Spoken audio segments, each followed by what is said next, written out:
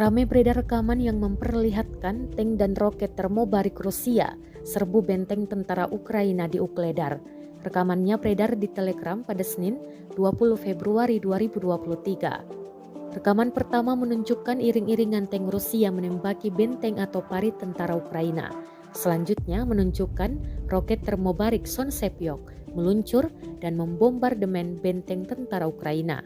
Dalam keterangan unggahan, disebutkan tank dan infanteri menyerbu benteng angkatan bersenjata Ukraina di front Ukledar dengan dukungan Sonsepyok.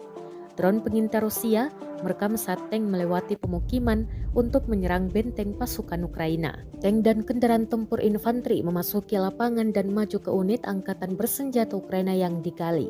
Pada akhirnya, roket menutupi benteng.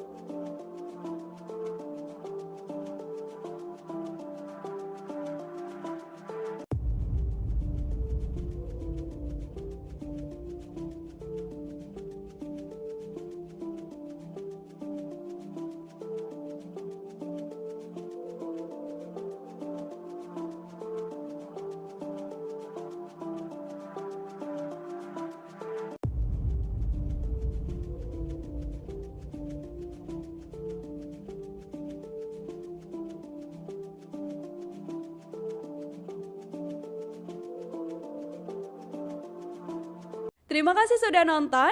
Jangan lupa like, subscribe, dan share ya.